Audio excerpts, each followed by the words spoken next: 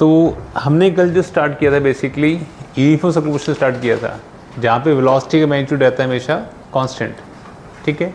आज जो हम करेंगे वो करेंगे non uniform circular motion, non uniform circular motion, circular motion, ठीक है। अब इसका एग्जांपल क्या है, जैसे मान लो सपोज आप एक्टिवा चला रहे हैं, एक्टिवा स्टार्ट करते हैं आप, स्पीड कम है तो टायर का रोटेशन जो है वो कम है, आरपीएम रेवोल्यूशन पर मिनट कम है। जब आप स्पीड बढ़ाते हैं तो टायर तेज़ी से घूमते हैं, जब तेज़ी से घूमे तो एक्सेलरेट करेंगे ना बेसिकली, तो स्पीड का जो मैग्नीट्यूड है वो कांस्टेंट नहीं है, वेलोसिटी मैग्नीट्यूड कांस्टेंट नहीं है, तो हो जाएगा आपका non uniform circular motion.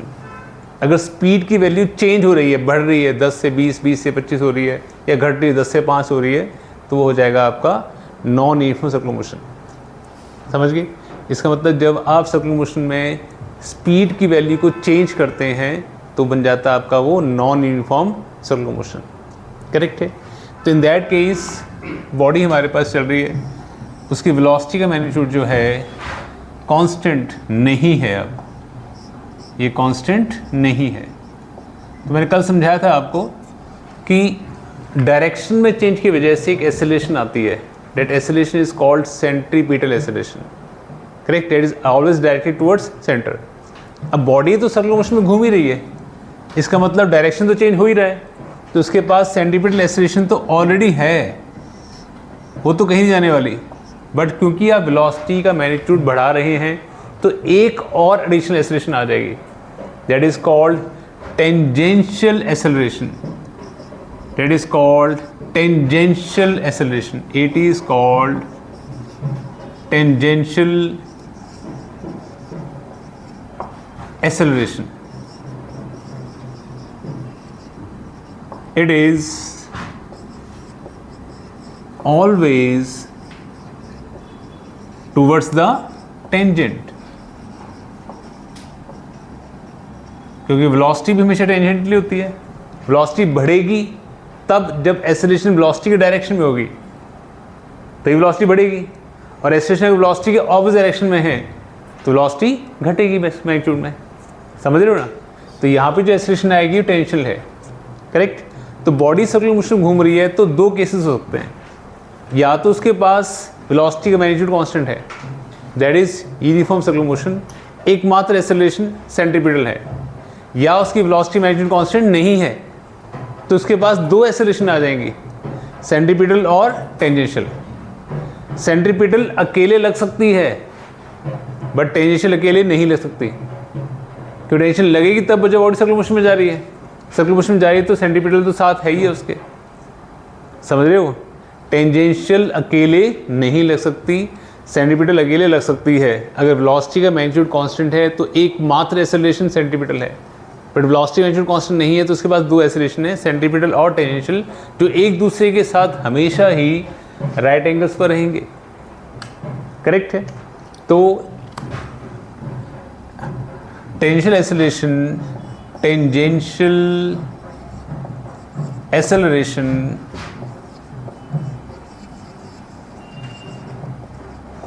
is due to change in the magnitude of velocity. Magnitude of velocity.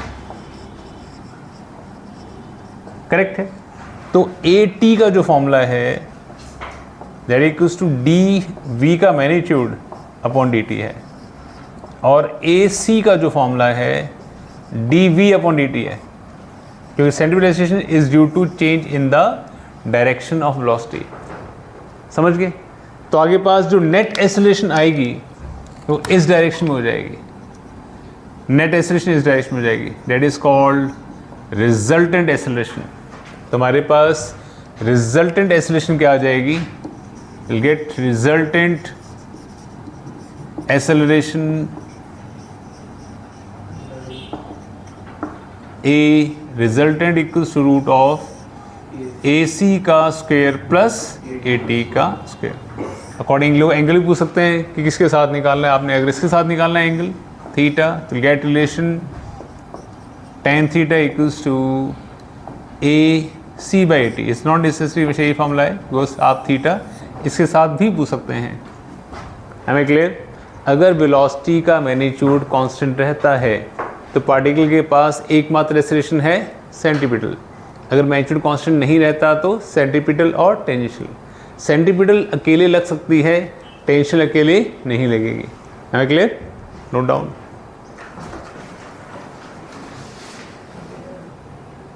Okay, तो एक क्वेश्चन के साथ समझते थोड़ा सा कि क्या कंसेप्ट लगाना है आपको. A body is moving in circular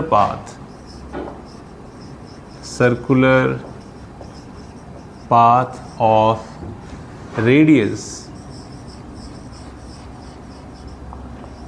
2 meter with velocity v equals to 2t square. Find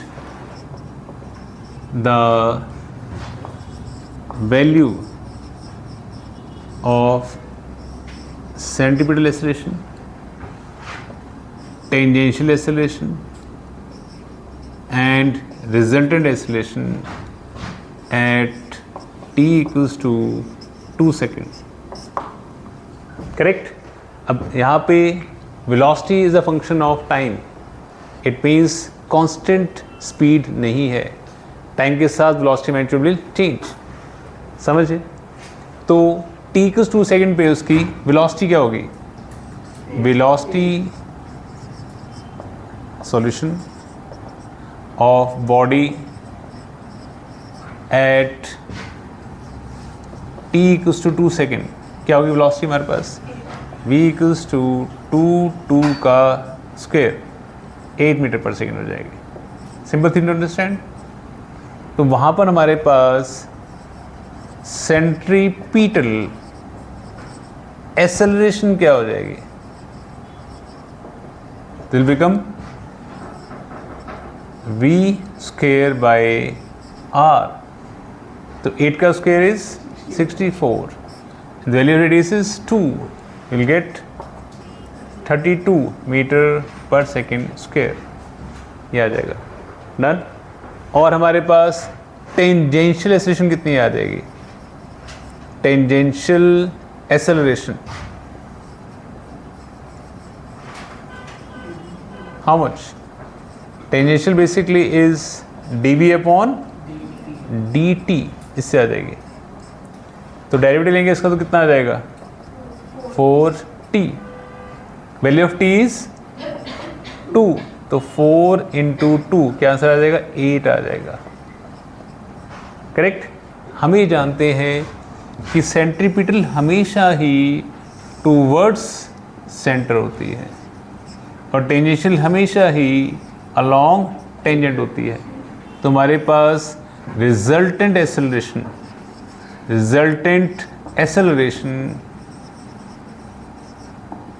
eight t equals to 2 second क्या होगी? तो a resultant equals root of ac का स्क्वायर प्लस at का square. Just put the value and get the answer.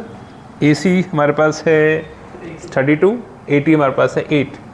तो 32 का square plus 8 का square. बात समझा गई?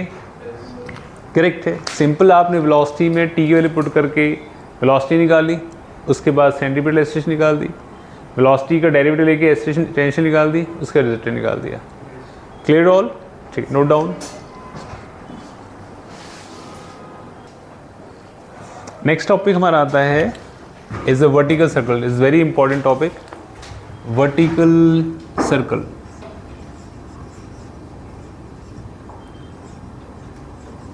It is again case of non uniform circular motion, क्योंकि बॉडी जो है अंडर ग्रेविटी मूव करेगी. ऊपर जाएगी तो वेलोसिटी घटेगी, नीचे आएगी तो वेलोसिटी बढ़ेगी. तो वेलोसिटी का magnitude is not constant. Again case of non uniform circular motion. समझ गए? ओके. तो ये हमारा वर्टिकल सर्कल है. तो इसमें वी हैव रेडियस, ये सेंटर हो गया, रेडियस r हो गया, ये पॉइंट हो गया आपका A और ये पॉइंट हो गया आपका B। तो A जो पॉइंट है वो लोएस्ट पोजीशन है, वो आपकी लोएस्ट पोजीशन है ऑब्वियस, और B आपकी हाईएस्ट पोजीशन है, highest position, correct. Let it be, जब आपने बॉडी को देखा तो बॉडी कहीं यहाँ थी, ये एक स्ट्रिंग है जिससे आपने बॉब को बांधा हुआ है, उसका मास है m, करेक्ट। उसकी वेलोसिटी इस डायरेक्शन में v, वेट हमेशा वर्टिकली डाउनवर्ड, स्ट्रिंग में tension always towards the connecting point. अब अगर ये एंगल थीटा है, ऑब्वियसली ये एंगल थीटा हो जाएगा, करेक्ट। तो थीटा के साथ वाला कंपोनेंट वेट का क्या हो जाएगा, mg cos थीटा। यहाँ पे क्या आ जाएगा, mg sin थीटा। कितना क्लियर है terminology? Okay, this point let it be is p point, velocity at point p, correct है, क्योंकि हर इंस्टेंट पे वेलोसिटी का मैग्नीट्यूड डिफरेंट होगा। तो जहाँ पे आप ये टर्म कर रहे हैं वहाँ की वेलोसिटी vp है, समझ गए? तो vp है हमारे पास, vp है वेलोसिटी एट पॉइंट p। मैंने आपको समझाया था किसी बॉडी को सर्कुलर मोशन में आना है तो प्राइमरीली कंडीशन ये है कि उसके पास सेंट्रीपिटल फोर्स होनी चाहिए या सेंट्रीपिटल एक्सेलरेशन चाहिए, net acceleration, net force towards centre होनी चाहिए, तब बॉडी सर्कुलर मोशन में आ सकती है, करेक्ट है। अब इस केस में दो फोर्स लग रही है अलॉन्ग द ट्रैक, एक तो लग रही है टेंशन, एक लग रही है mg cos थीटा।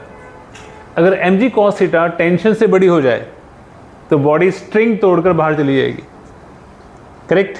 और अगर suppose tension mg cos theta के इक्वल हो जाए तो नेट फोर्स क्या हो जाएगी, 0।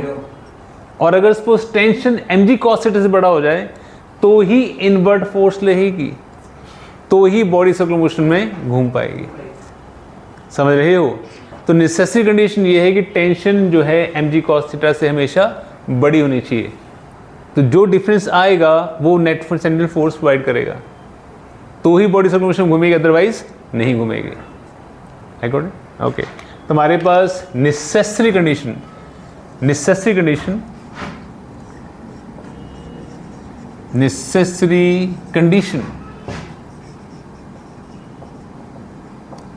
for a body to move in vertical circle क्या है, tension minus mg cos theta greater than equal to mb square by r, correct. आप जिस पॉइंट पे ये इक्वेशन लगाएंगे उस पॉइंट की आपको वेलोसिटी लेनी होगी, क्योंकि वेलोसिटी मैग्नीट्यूड हर इंस्टेंट पे अलग अलग है, इसलिए हर जगह वैल्यू अलग अलग आएगी, समझ गए? बॉडी अगर इस इक्वेशन को फॉलो कर पा रही है तो ही सिर्फ वो सर्कुलर मोशन में घूमेगी, अदरवाइज नहीं घूम पाएगी, समझ गए? ओके, अब अगर सपोज आप ए पॉइंट पर हैं, एट लोएस्ट पॉइंट पर हैं, आप लोएस्ट पॉइंट पर हैं, तो यहाँ पर अगर आप हैं तो वैल्यू ऑफ थीटा क्या हो जाएगा, 0 डिग्री हो जाएगा।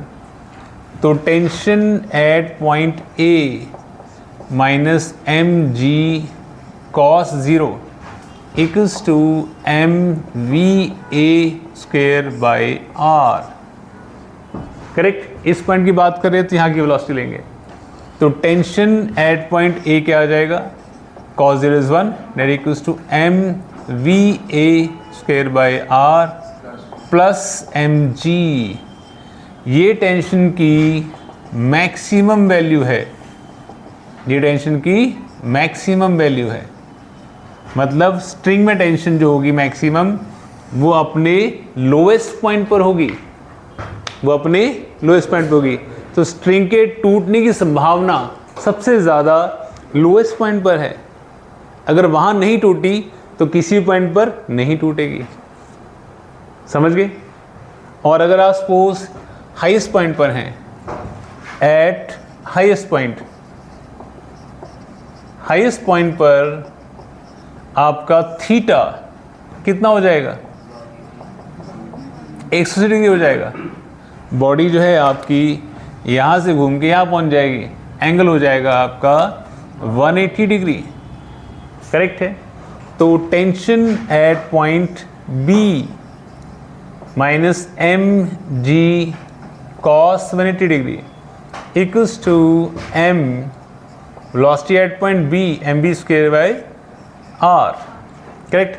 तो highest point is B, we'll get tension at point B equals to minus mg, you can write, क्योंकि माइनस हो जाएगा, माइनस प्लस हो जाएगा, माइनस हो जाएगा, M B B square by R minus M G हो जाएगा। ये टेंशन की मिनिमम वैल्यू है, ये टेंशन की मिनिमम वैल्यू है।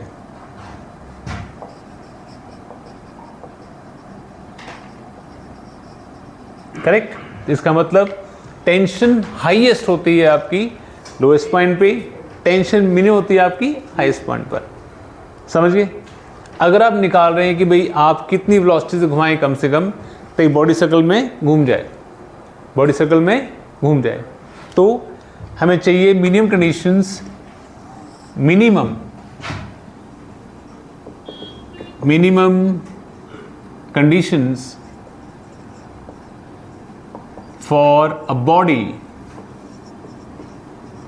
to move in vertical circle, correct. तो हम ये जानते हैं टेंशन मिनिमम कहाँ पर है, टॉप मोस्ट पर। कितनी हो सकती है मिनिमम, 0 हो सकती है, उससे कम क्या हो सकती है, नेगेटिव में तो जाएगी नहीं। तो टेंशन को आपने टॉप मोस्ट पॉइंट पर, एट टॉप मोस्ट पॉइंट पर आपने टेंशन को ले लिया है 0, करेक्ट। तो क्या हो जाएगा, 0 equals to M B B square by R minus M ji.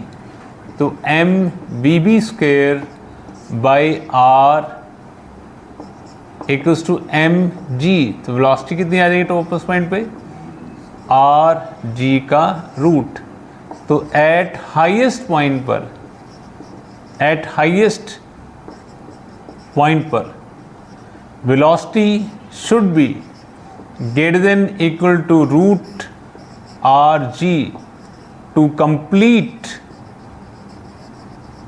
Vertical circle. मतलब अगर टॉप पॉइंट्स पर, टॉप मोस्ट पॉइंट पर वेलोसिटी रूट आर जी है, तो बॉडी सर्कल को या स्ट्रिंग सर्कल को कंप्लीट कर जाएगी। उससे ज़्यादा है तो डेफिनेटली करेगी, उससे कम है तो नहीं कर पाएगी, समझ रहे हो। Let's note down.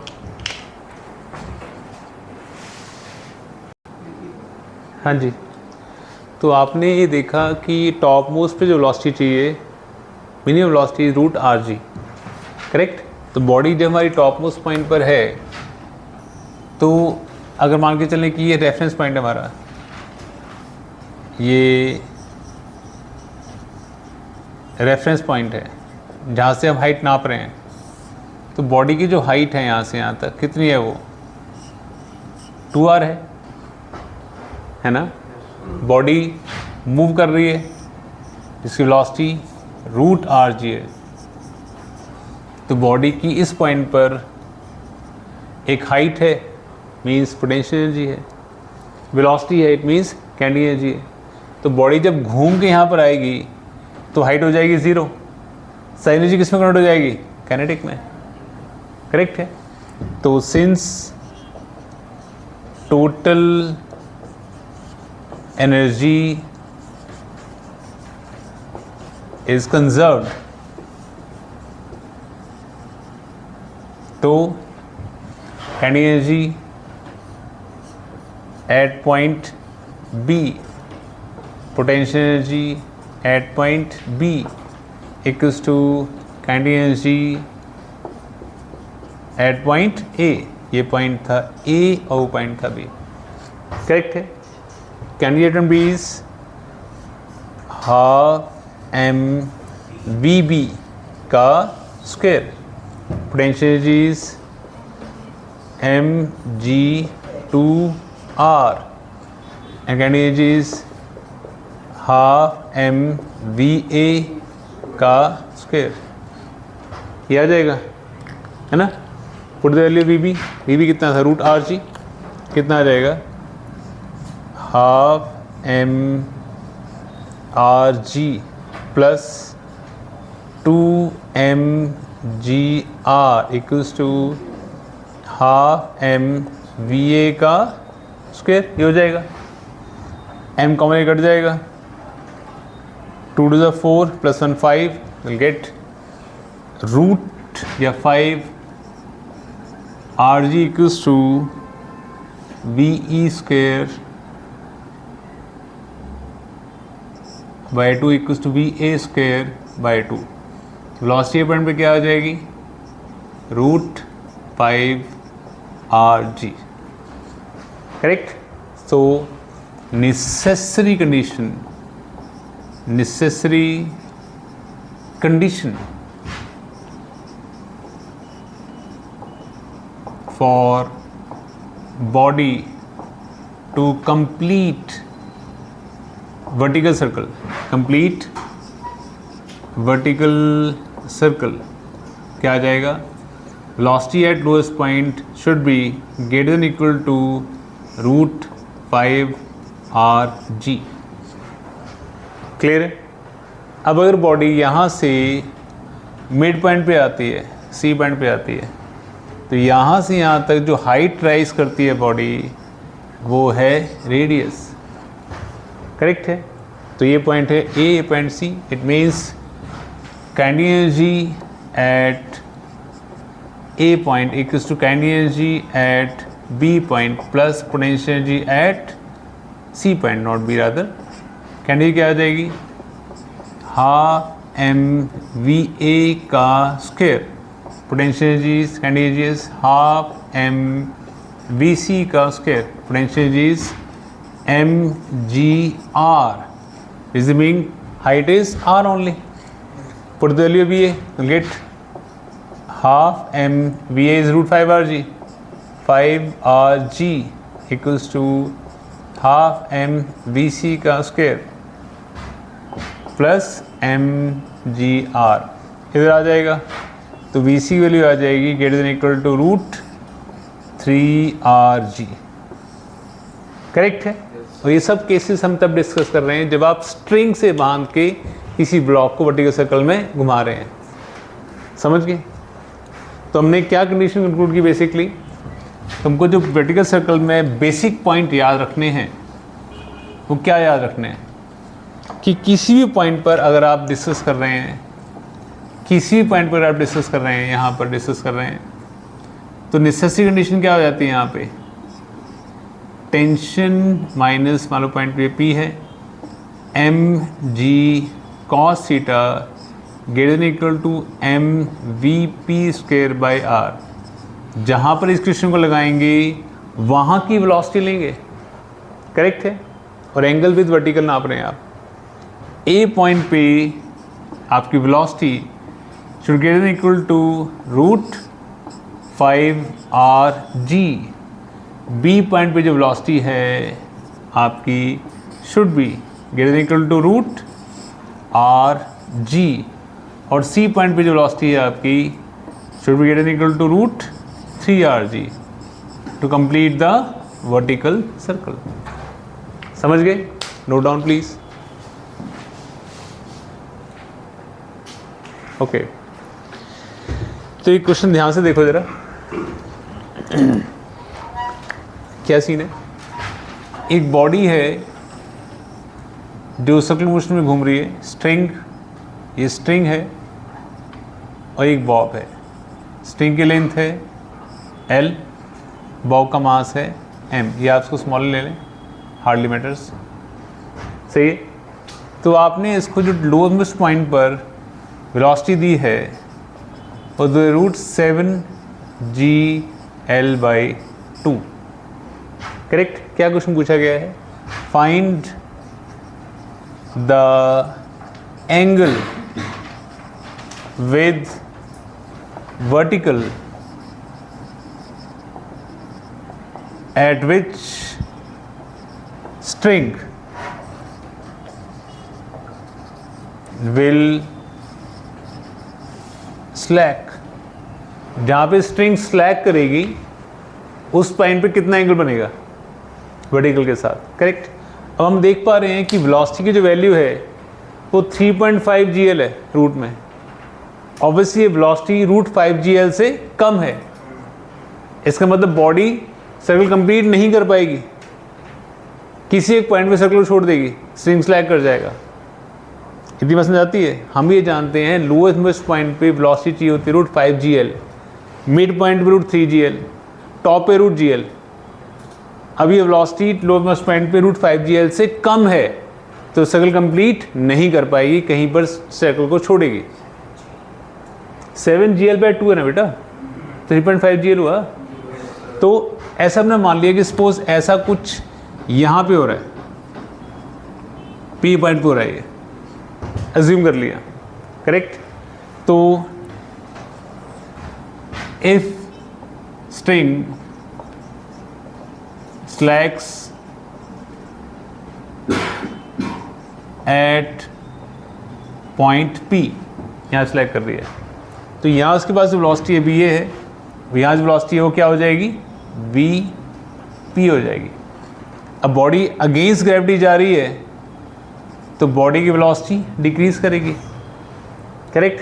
तो मान लो सपोज A से B जाते वक्त बॉडी जो है h हाइट राइज कर जाती है, तो ये कितना हो जाएगा? L-h हो जाएगा। ये थीटा, ये तो L ही है। Correct? What is cos theta? Cos theta equals to base by hypotenuse। तो h की वैल्यू आ जाएगी L1 minus cos theta। Correct है? बॉडी वेलोसिटी Vp यहाँ पे, तो आपको क्वेश्चन याद होगा v² minus u² equals to 2as। याद है? यहाँ पे वेलोसिटी है Vp, यहाँ वेलोसिटी है Va। अब क्योंकि बॉडी अगेंस्ट ग्रेविटी जा रही है तो ग्रेविटी की वैल्यू हो जाएगी negative. Acceleration is s due to gravity and the distance covered is nothing but height, है ना? तो in that case Vp² equals to Va² minus 2gh। Va क्या था? 7gl/2 था, स्क्वायर करेंगे तो 7gl/2 माइनस 2gh। h की value क्या थी हमारे पास?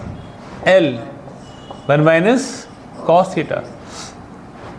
ये हो जाएगा 7gl/2 minus 2gl plus 2gl cos theta Vp²। यही करेक्ट? अब आपको मैंने इस टॉपिक की शुरुआत में कर रही थी condition, necessary condition for a body to move in vertical circle. क्या थी condition? T minus mg cos theta equals to mv²/r। याद है? मैंने कहा था जहां पर ये इक्वेशन लगाओगे वहां की वेलोसिटी लेनी है। अगर मैं सपोज इस P पॉइंट पे इक्वेशन लगा रहा हूं तो मुझे ये P पॉइंट की वेलोसिटी लेनी पड़ेगी। करेक्ट? बट P पॉइंट वो पॉइंट है जहां पे स्ट्रिंग स्लैक कर रही है। करेक्ट? अगर स्ट्रिंग स्लैक करेगी तो टेंशन क्या हो जाएगी, 0 हो जाएगी। अगर धागा आपका मुड़ जाए, टेंशन 0 है, धागा खींचा रहेगा तो भी टेंशन रहेगी, तो टेंशन की वैल्यू है 0। तो 0 minus M G cos theta equals to M V P square by radius nothing but L है, करेक्ट है। तो गेट एम से cancel out, minus G L cos theta equals to B P square, सही है। Just put the value V P there, तो get minus G L cos theta equals to 7gl by 2 minus 2gl plus 2gl cos theta, ये हो गया, ये इधर आ जाएगा, फिर जाएगा minus 3gl cos theta, 4 minus 3 हो जाएगा 3gl बाई 2, तो कॉस की वैल्यू आ जाएगी -1/2 और थीटा आ जाएगा 120 डिग्री। इस तरह सॉल्व करना है। आइए समझ में, इजी, नोट डाउन।